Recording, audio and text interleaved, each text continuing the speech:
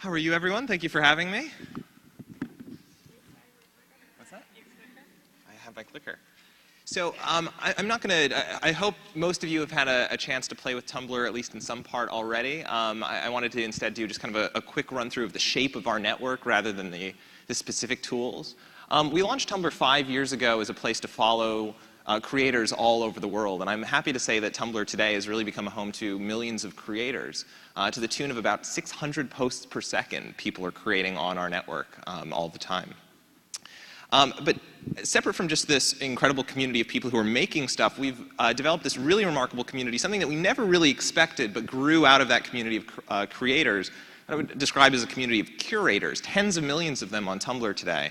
And they do something really interesting and really change the shape of our network in a way that we were never expecting. And the way I like to describe it is you have at the core of our network, at the core of our community, again, there's millions of people who are making things, constantly inventing things, constantly remixing things, and sharing the stuff that inspires them, that they're inspired to create. And then around them, this community of curators, many more than there are the creators, this community of curators draws this big surface area around those creators, slicing up their content into literally tens of millions of different permutations of that original creative work. And the effect of that big surface area is it's able to draw in a much bigger audience than those creators would have been able to do just on their own.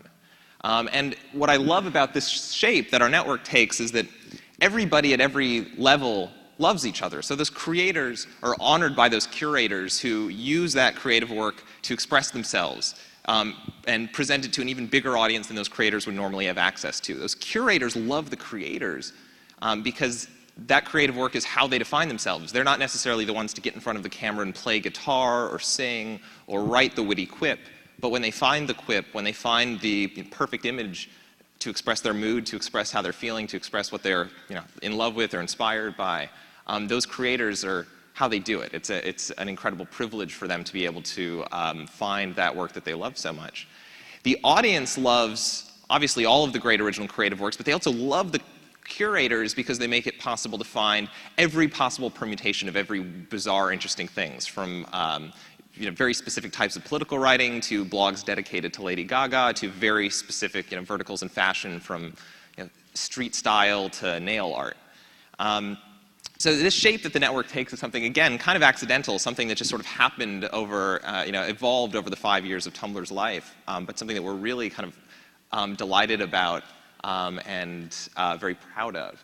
So that audience today is just recently passed 140 million people. That's measured by Quantcast. So those are people coming to the site every month to see all of that creative work and all of that work that's been sliced up by that community of curators. Those 140 million people are generating about 16 billion impressions every month and growing. I think we're actually on track to pass 17 billion impressions this month. And we were, in our first few years, pretty US-centric. That has changed pretty dramatically over the last 3 years. I think today about 10% of our traffic is coming in from Brazil, another 10% coming in from Europe, and our global traffic now dramatically outpacing US traffic, where we had tremendous growth in the US over our first few years, and now very quickly being overshadowed by new people coming on board and new mainstream traction in countries like Brazil and the UK. So that's just a little bit of the shape of our network, how people are using it today. What I'm really excited to talk about today is some of the ways that the fashion community has been able to employ Tumblr in, I think, really novel and very creative ways. So these are just a few of them here. You see Vogue posting original content to Tumblr every day, and a lot of exclusive content, the world of Marc Jacobs, Dolce & Gabbana, wonderful content like the New York Times' Team magazine, really just a wealth of very extraordinary stuff, and some very creative uses that tend to be some of the most creative uses that really surprise us. Seeing some of the things that have come out of the fashion community are some of our favorite examples to hold up and show the world just how Tumblr is being used. So yeah, a lot of really terrific. So you've got this massive audience, and you've got this massive audience that's interested in fashion content. Can you describe for me who the typical consumer of fashion content is on Tumblr? I mean, who is she? Sure. I mean, if certainly anybody who's already inspired by the world of fashion, which is obviously a very large community. One of the interesting, in that shape of the network, that curator community, I think, maps very nicely to the sort of aspirational community of, aspiring editors, aspiring stylists, people who are, very excited about this industry to the point of wanting to participate in some meaningful way. And Tumblr is a really easy, I think, maybe not easy, but a very accessible place to break into that, where that young aspiring stylist can start to collect the things that inspire them, can start to add their editorial to it, and begin to establish themselves in the community. So is it fair to say, like, women in their young mid-20s, are these teenagers, and are, compared to maybe consumers of other kinds of content, are they more engaged? I mean, can you help me understand that audience a little bit better? I can certainly, so as far as the demographic breakdown, that's just something that we've never looked at particularly closely. I can tell you that when we have the fashion events, it is all over the map. I mean, it is 16-year-old girls who are just so thrilled to be a part of this big, to be a real part of this, this community that, that they dream of, that they idolize, as well as the established creators, people like Terry Richardson, who has a reinvigorated interest in sharing his personal photos because of Tumblr, and is obviously a real fixture of this community. That kind of stuff, I think, represents a real diversity of people and uses. And that's one of the things that we love most about this community, is there is no set use case, even in these examples that I put up on screen. The way fashion brands, the way the big players in fashion, the way the creators in fashion, the editorial community in fashion are using it is really all over the map. I mean, it always keeps us on our toes. And I mean, as you're well aware, there are dozens and dozens of online communities where brands could invest their time. Mm-hmm. Why should brands invest their time in Tumblr? And why is this audience important? So the thing that I'm kind of the most proud of is, at its core, it's a creative community. And if you look around, there are a few other creative communities. I would say, YouTube for music and film. I would say Instagram in photography. Tumblr is, I think, one of the most expressive and most robust creative communities. Pretty much any type of creator you could possibly imagine, whether it's music, writing, poetry, or fashion, and that can be style or editorial, is there, taking real advantage of the tools that we're offering. And those are the tools that we're constantly testing, constantly trying to invent. So when I think about why anybody in the world should be excited about Tumblr, brands or users alike, it should really be as a creative platform where you can express your creative abilities and really tell a story unlike any other platform out there. And since Tumblr started, we've seen a lot of other maybe image-based social networks crop Mm-hmm. up. Instagram being a good example, which you already mentioned, and also Pinterest. Do you see those businesses in any way a threat to what you do? Well, it's worth, I think, drawing a line. At least we draw a line between the creative platforms, ones that are built around creating original works like YouTube or Instagram today, and the platforms that are generally used for syndication, things like Facebook, Twitter, and Pinterest. And we've had a lot of luck from the very beginning, really embracing those other channels as syndication for our creative network. So very early on, we had great integration with Facebook and Twitter. Today, the majority of our referral traffic, where any other publishing network, anything else like Tumblr, you would normally see 50% of the traffic being generated through search referrals, so generated basically through Google. Twitter and Facebook today make up more of our inbound traffic than Google does, than Google search pages. So the ability for these syndication points for these networks like Pinterest, Facebook, Twitter, to actually drive us traffic, to actually be complementary to our creative community, I think is terrific. And I think if you look at the amount of Tumblr content on Pinterest today, you can see it's an extension, I think, of that network of curators. And how would you differentiate the two communities? One is one's creative and one is purely curation. And obviously, there's already a lot of brands, fashion brands, that are on Tumblr. What advice do you give them? I would really, the thing we always do, and it's worth noting that, we're always happy to give some examples, give some use cases. We're always wary of calling them like best use cases. But most of this is just stuff we've kind of taken from talking to you guys, looking at the way the community is able to find, or the ways that brands are able to find value in our community and in our network. And we take a lot of notes, and we go around and we share some of those things, some of those learnings with other people in this community. I mean, the use cases are not our invention, but the ones that always work, or the ones that generally work, and the ones that really surprise us and just make us happy are the ones that usually, again, there are no real rules here, but the ones that usually move us have the same characteristic, which is the brand, the organization, the designer, whatever it was, looked at the unique resources they had at their disposal, whether that was, just worldwide, incredibly, notable brand and reputation. It could have been incredible distribution if they were a publication. It could be archives of incredible content. It could be in a pre-existing, really strong community. It could be that they have a great, team of stylists, a great team of editors. Any number of these things that are unique resources, and leveraging those to do something that really adds value to our network. So just one example of that would be the New York Times going into their archives and starting their Lively Morgue blog, which is just really collections ripped right out of their archives, scanned beautifully and in kind of a novel way, presented in a novel way. And just by tapping this content that they had sitting in a back room, they've created one of the more interesting and popular channels on Tumblr today. One other example is when a brand like Vogue shows up on Tumblr and simply applies that incredibly powerful brand to our pre-existing community. And you see these young aspiring stylists on Tumblr when they have their daily what they wore photo liked by Vogue, or got even reblogged by one of these fashion brands.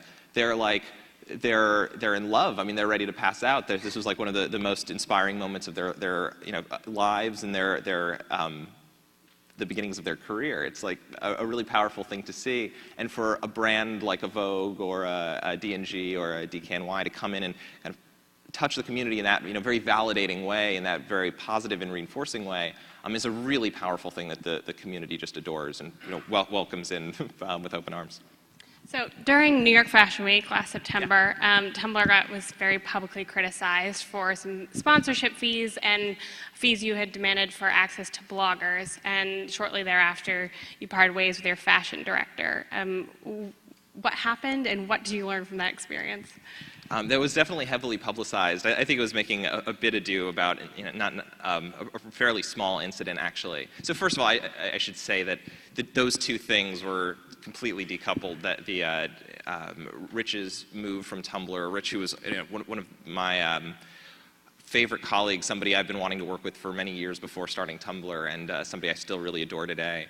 But no, that campaign that he was working on was one that was.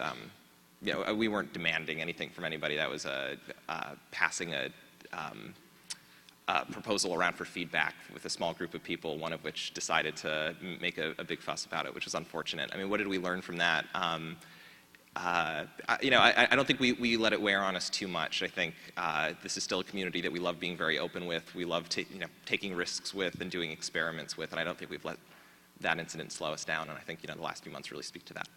And I think through all that, there was a lot of demand also for an analytics tool. You're welcoming brands to the platform, but a lot of them are still manually counting likes and that sort of thing. Where are you with that development of that tool? So actually starting later this week, we're beginning to talk to more and more brands about, or I should say we're going to be talking to brands for the first time about some of these new tools that we're making available to brands and advertisers. So nothing to show off or talk about just yet, but we do have some good stuff on the way out. That's good news. And you have a new fashion director now. We do, Valentine, yes. Who I'm absolutely thrilled to have on the team. And he's joined officially a few weeks ago, has been helping us tremendously for many months now, including organizing the really stellar February Fashion Week in New York City, which was just brilliant. I mean, really an incredible time, I think. So. And so what is his role any different maybe than Rich's is, or how can we understand how fashion brands will be working with him going forward? So I think what we're most excited about now, I mean, we invested a lot previously into pulling together these fashion weeks that got to incorporate our community in a really meaningful way, and in a way that was also meaningful to a lot of these brands and the rest of the fashion community and industry. We want to, I think we want to continue to do that, and I think we were very happy with the event that we pulled off in February, and everybody that we got to work with in February. But I think we're now looking for what new stuff that we can create in addition to supplementing the existing events, in addition to having a role or presence in the kind of established industry. We're very excited to see what kind of new events, what type of new role we can play in this industry, really. So, I have a tremendous amount of work to do all around, and we have, a lot of work to do just to make sure that brands are being as successful as they can possibly be inside our network. But working with those brands to create new opportunities for the people in our communities. So for those aspirational bloggers and creators inside our network who are looking to do more and more and more. And right now, we're limited to sending a dozen, maybe a few dozen of them out to these events twice a year. We'd really love to do a lot more than that. We would love to give them many more touch points into the industry. We would love to give those brands more touch points into those audiences that those creators are building on Tumblr. Again, an audience to the tune of 140 million people today. There's a lot more that I think we can be doing outside of just helping brands successfully launch on Tumblr and outside of just participating in Fashion Week twice a year. And why is it important to you to forge those connections? To us, I think first of all, because I don't think anybody else is really in this position today to give creators a platform, to offer creators opportunities like these. This is sort of, I think the only place that we've ever seen this previously was the YouTube celebrities, right? Those kids that got in front of the camera and were all of a sudden, getting as many downloads as, there have been Beatles albums sold. And I think the fact that we can play this role in such a diversity of communities today, one of them being fashion, which is huge. It represents nearly 20% of our entire network. It's like an incredible thing and an incredible privilege for us. And it's something that we really want to. It's a place where we feel like we're in the unique position to add some value, and we want to make sure that we do our part in that. And you announced at an advertising conference earlier this month that Tumblr would be getting into advertising. Can you describe that first product and what your thinking is there? Sure. So there are a few places on Tumblr where we already promote content. Most of it is editorial. A little bit of it is algorithmic. So 2 examples, just real quick, and these are 2 examples that will be available to advertisers in the next few weeks. One is the Tumblr Spotlight, which is where new users that sign up for Tumblr get to browse everything from celebrities to musicians to musicians to like museums on Tumblr, and that's a place that's a major point of discovery for content on our network. That's one spot that's going to be available to advertisers shortly. Maybe a little bit more interesting than that is Tumblr Radar, which is a unit on Tumblr that gets about 120 million impressions every day. That's seen by everybody across the network and has, is already has basic means for targeting. So right now, when you see that, depending on what language or what part of the world you're logging into Tumblr from, you'll see content that's lightly tailored to you. We're going to allow sponsors starting this week to use that chunk of attention on the dashboard to actually reach users in our network, again, with the same targeted means, with all of the creative capabilities of our platform. So that's one of the things that I'm sort of the most proud of, is where you're relegated to 140 characters when you're advertising on Twitter today, when you're relegated to that little box on Facebook that if you've ever advertised in, carries a tremendous amount of sort of rules and kind of refinement around it. Tumblr is a unit that is basically as unlimited as our network. So whether or not you want to tell your story with video, photography, a set of photography, links, any rich media, you're completely free to do that. And I think the sort of tools for targeting and placement that we're building around that are going to be fairly novel and tuned to the kind of creative elements of the advertising that we're hoping to build on Tumblr. Now, for a long time, and I'm remembering a particular LA Times interview that you did, you said Tumblr would never go into advertising. Why the change of heart? So as I said at Ad Age, I was probably being a little bit of an idiot when I said that, but I also think it was a pretty fair assessment of advertising on the web today. I just think it's tremendously uncreative and not at all tuned to what Tumblr is about. Again, it's a creative community. It's a community that values creative expression. So when you see an ad that the one I took a screenshot of yesterday was an American Express ad at the top of Twitter, where you could just see them, they're squeezed into this tiny format, so they have to, there's a bit.ly link, and there's every word is missing its vowels. Not that I can knock anybody for skipping a vowel every now and then, but this thing packed into this tiny tweet was just not only not compelling, in my opinion, not terribly compelling, it was also just not, I didn't find a particularly meaningful medium to tell a story. which is fine. You know, for coupons, it's fine. When it's Google telling you, you know, here are the 5 places that to buy this camera, that's fine. But a band isn't able to sell out a show on Google today. You can't tell a story in a tweet today. And I don't know what's going on in Facebook ads, but if you look at the suite of tools that are out there, they're anything but creative. So, you know, that was my reaction in that interview, and I would say still today, to the state of advertising or digital advertising, which is incredibly effective in certain contexts, obviously incredibly sophisticated today. The means for targeting and, you know, everything that's come along in those tools is incredible and really valuable and really useful to advertisers, but it is anything but creative. And I think our opportunity as a creative network to empower creative advertising is interesting, if nothing else, but I think has some real potential. And we've got about 2 minutes left, and I want to know if anyone had any questions, and if you do, there's a microphone there, I see, and I think there's one on the other side. Or you can raise your hand and please, shout. Questions. Or you can shout, up to you. Hi, my name is Olivia Gossett. I'm with ILikeWhatYou'reWearing.com. Again, we curate rising fashion and present it on an e-commerce editorial fashion magazine. Readers can click and buy right off photo editorials from the stories. So it's a very content-driven e-commerce website. And what I'm curious about, obviously Tumblr has a lot of photos on it, and that's a big driver of why people go to Tumblr in the first place. They want to get inspired by these photos. Are there any types of images that you think lead to more sharing, whether it be a photo,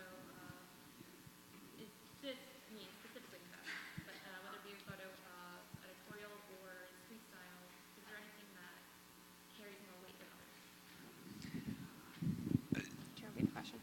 Oh, sure. Yeah. Would you like to repeat? She's asking if there's any sort of images in particular that are successful with the fashion audience or popular on Tumblr. So, I mean, when the stuff that we see really break out and become hugely successful is usually the stuff that's novel, that's pushing boundaries. So just as an example, when Jamie Beck kind of invented cinemagraphs on Tumblr, that became, you know, a meme or a movement beyond just that original photo that she shared. It doesn't necessarily need to be, you know, a new graphic format, but the more that you can kind of push boundaries and do something that really surprises people. Again, as a creative community, I think creators sort of they beget these audiences, they beget these audiences that are looking to be surprised, looking for something new that really moves them, particularly in a community like Tumblr. I mean, these aren't people who are kind of just turning on the TV, you know, waiting for the same old thing that makes them comfortable. These are people who are seeking out the stuff that they really, really love, looking for things that inspire them. So if you can find things that really, like, kind of blow their minds, that's the stuff that we see go the farthest. I mean, there are plenty of ways, you know, as in any network, to really. I actually would say Tumblr isn't terribly subject to gaming the way, you know, a YouTube is, or one of those things where, you know, just more hits means that you get pushed up to the top, which means more hits, which means you stay at the top.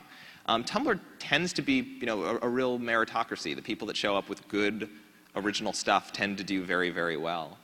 But if you can find a, you know, really creative, really novel spin to put on the things that you're doing, that's the stuff that I would say goes the furthest. Yeah. We'll do one more, and then we're over time. Yep, back there. To that point of having original content be the best, a lot of times when you're reblogging, there's a lot of problems with people stealing other content and not, you know, linking back to the original source.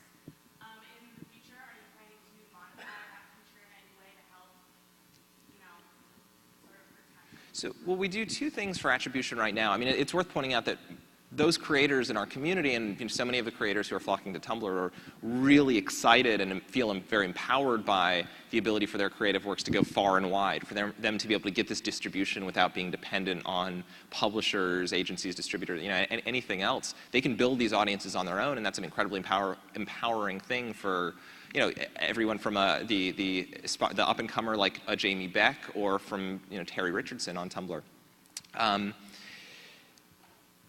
We do a lot to make sure that that attribution is sacred. We enforce attribution everywhere that photo or that work appears on Tumblr.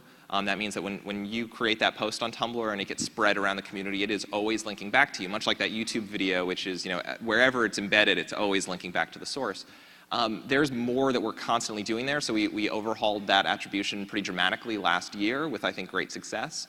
And we have a lot more that we have in the works to make sure that that attribution is prominent, totally automatic, and as effective as it can really be for those creators. I mean, attribution is something we take tremendously seriously. And by the way, when a creator is unhappy with how their stuff is being presented anywhere on our network, we're incredibly responsive. I think we're one of the most responsive networks in terms of complying with any copyright requests.